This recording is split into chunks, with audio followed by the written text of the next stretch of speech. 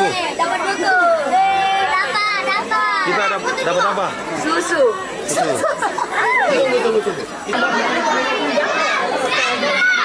Inisiasi dari Gibran Raka Buming Raka ini diharapkan bisa membantu masyarakat umum untuk mendapat penyelesaian masalah. Layanan ini juga dibuka untuk masyarakat yang memiliki.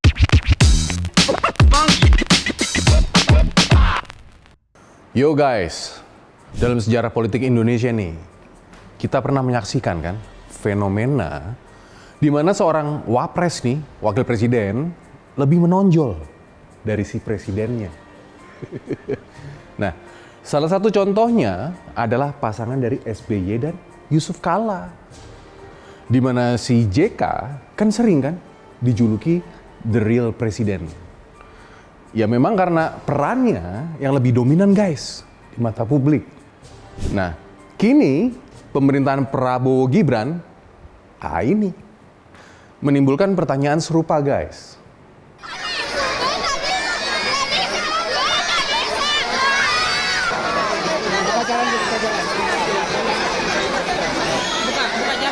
Buka jalan. Nah, sejak menjabat nih, Gibran memang tampak semakin aktif guys dalam berbagai kegiatan. Sering terlihat di lapangan dan meluncurkan program populis. Wapres Gibran terlihat lebih sering guys muncul di media. Tim medianya nih lebih keren kayaknya, lebih aktif dalam kegiatan populis nih. Dan tampaknya mulai memoles citra politiknya si Gibran. Publik udah memperhatikan nih perbedaan ini nih, di mana Presiden Prabowo cenderung lebih formal dan strategis menurut gue. Nah, sementara Gibran nih tampil dengan gerakan politik yang lebih ringan dan turun ke masyarakat guys. Mulai dari bagi-bagikan susu nih, hingga membuka kanal aspirasi langsung di kantornya, yaitu program Lapor Mas Wapres. Nah, pertanyaannya sekarang, apakah aktivitas Gibran nih murni bagian dari tugasnya sebagai wakil presiden? Atau bagian dari strategi politiknya untuk pemilu lanjut nanti nih, 2029? Karena pada dasarnya, wakil presiden tidak memiliki kewenangan guys untuk memutuskan kebijakan yang eksekutif. Nah, secara konstitusional, Wapres tidak memiliki kewenangan guys untuk membuat keputusan yang besar. Itu hak prerogatif dari Prabowo sebagai presiden. Nah, secara struktural, presiden adalah penguasa tunggal eksekutif. Dan posisi Wapres ini lebih mirip ban serep menurut gue. Dalam undang-undang, wakil presiden memang adalah pembantu presiden, setara dengan seorang menteri dalam hierarki kekuasaan guys. Maka, apakah semua ini hanya gimmick politik untuk membangun citra dan popularitasnya? Kenapa gue sebut gimmick nih? Karena pada dasarnya, Wapres tidak memiliki kewenangan guys untuk memutuskan kebijakan eksekutif. Semua tetap berada di tangan presiden. Nah, hal ini membuat kita bertanya-tanya, apakah Gibran sedang membangun jalan ini menuju kursi RI 1? Tanda-tanda ini, tanda-tanda kampanye senyap, tampaknya sudah mulai sejak dini guys. Gini nih, sekarang Gibran umur berapa? 37 ya? Oke, 37 tahun. Nah, diperkirakan nih, akan berusia 42 tahun pada tahun 2029 nanti. Usia muda, energi besar, dan warisan politik dari ayahnya nih Mulyono. Ayo, wah ini menempatkannya dalam posisi strategis untuk mencalonkan diri di Pilpres 2029 guys. Pertanyaannya sekarang, apakah kita akan melihat nih dualisme kepemimpinan dalam kabinet Prabowo Gibran?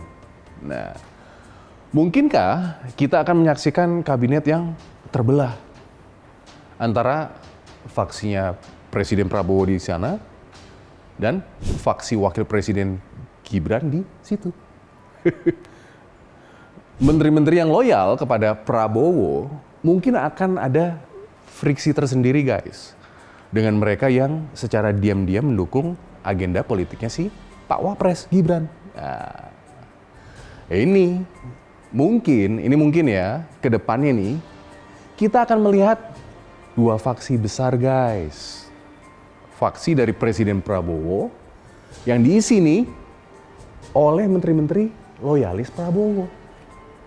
Dan faksi Wakil Presiden Gibran yang berisi menteri-menteri yang melihat potensi besar di Gibran nih sebagai pemimpin masa depan atau setidaknya sesuai arahan dari si Pak Mul, ayahnya. Nah, ini jika benar ya, apakah Prabowo emang benar nih sedang menyiapkan Gibran sebagai penerusnya untuk Pilpres 2029 nanti? Atau nih, justru Gibran akan menjadi pesaingnya nanti nih di 2029. Ini bisa menjadi duel yang menarik guys. Nah, nanti nih akhirnya apakah Prabowo sadar bahwa Gibran mungkin disiapkan bukan oleh dirinya, tapi oleh Mulyono untuk menjadi presiden termuda di Indonesia.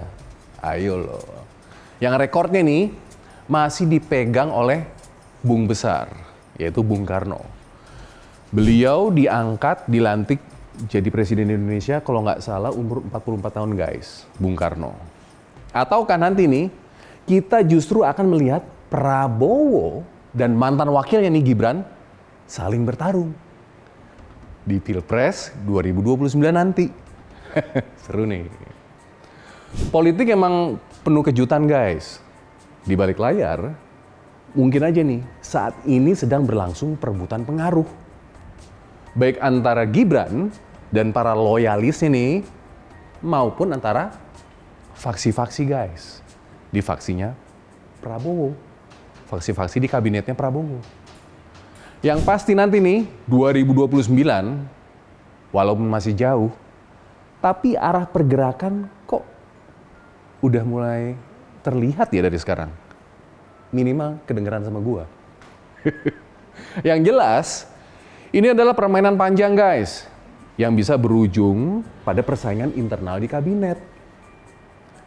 Faksi-faksi mungkin udah mulai nih terbentuk. Dan rakyat lagi-lagi mungkin akan kembali melihat bagaimana ambisi pribadi dan kekuatan politik saling berbenturan di kancah nasional. Lalu bagaimana nasib kita rakyat nih? Iya kan?